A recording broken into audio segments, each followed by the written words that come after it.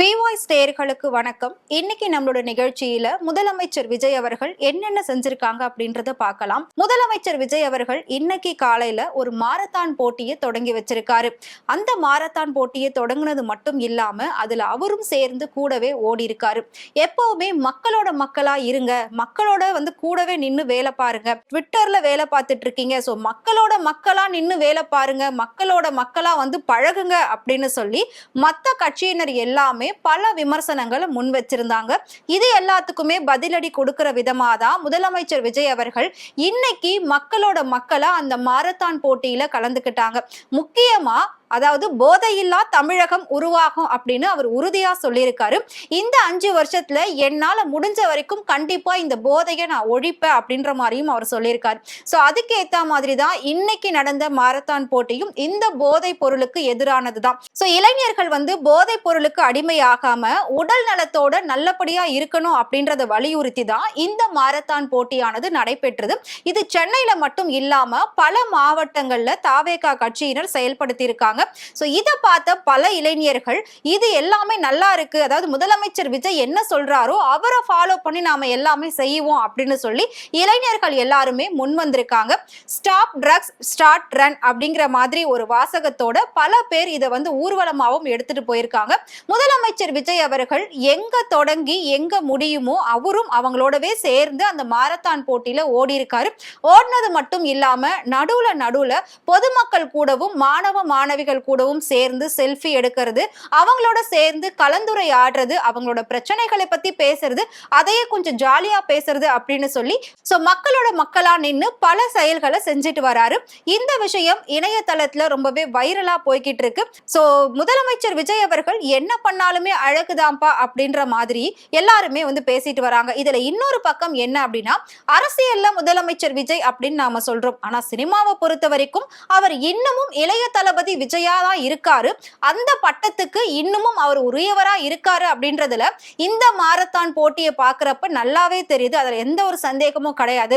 இளைய தளபதி இன்னும் இளமையா தான் இருக்காரு அப்படின்றது இது வெளிப்படையா எடுத்து காட்டியிருக்கு அப்படிங்கறத ஒரு நடிகர் சொல்லியிருக்காரு. அந்த நடிகர் வேற யாரும் இல்ல, சிபி சத்யராஜ் தான் இதை சொல்லியிருக்காரு. சிபி சத்யராஜ் முழுக்க முதலமைச்சர் விஜய்க்கு ஆதரவா செயல்படக்கூடிய ஒருத்தர் தான், அவருடைய ரசிகர், அவரோட தம்பி அப்படின்னு சொல்லலாம்.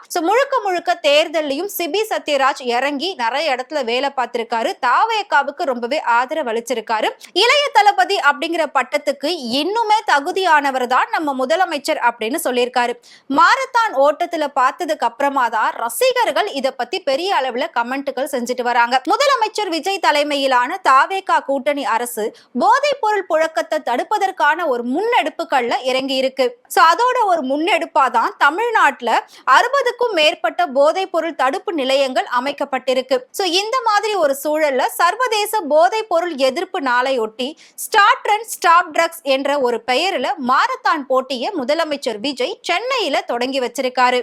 நான் சொன்ன மாதிரி தொடங்கி வச்சது மட்டும் இல்லாம அவங்களோடவே சேர்ந்து இவரும் ஓடி இருக்காரு.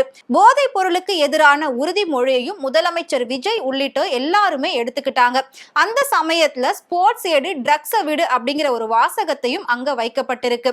இது எல்லாத்தையும் முடிச்சிட்டு முதலமைச்சர் விஜய் அவர்கள் எவ்வளவு கிலோமீட்டர் ஓடி இருக்காரு அப்படின்னா கிட்டத்தட்ட 3 கிலோமீட்டர் அளவுக்கு மக்களோட மக்களாவே ஓடி இருக்காரு. முதலமைச்சர் விஜய் அவர்கள் தன்னோட ஓடி வந்த பெண்களுக்கு இவர் தண்ணி குடிக்கிறது மட்டும் இல்லாம அவங்களுக்கும் கொடுத்திருக்காரு. அந்த வீடியோவும் பயங்கர வைரல் ஆகிட்டு இருக்கு.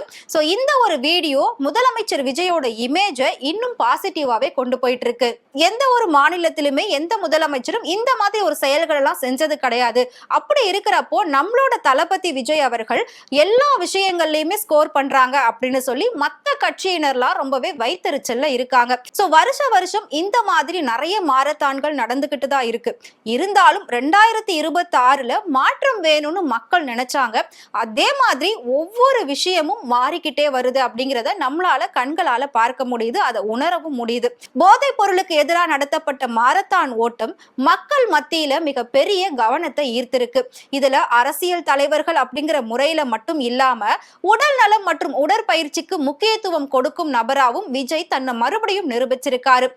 இதை பார்த்துதான் மத்த நடிகர்கள் எல்லாருமே இன்னும் அவர் இளைய தளபதியா இருக்கிறாரு அப்படின்னு சொல்லி பதிவு பண்ணிருக்காங்க. சோ இந்த மாதிரி தமிழ்நாட்டுக்கும் தமிழ்நாட்டு மக்களுக்கும் தேவையான ஒவ்வொரு விஷயங்களையும் ரொம்பவே யோசிச்சு செயல்படுத்திக்கிட்டு இருக்காரு முதலமைச்சர் விஜய் அவர்கள்.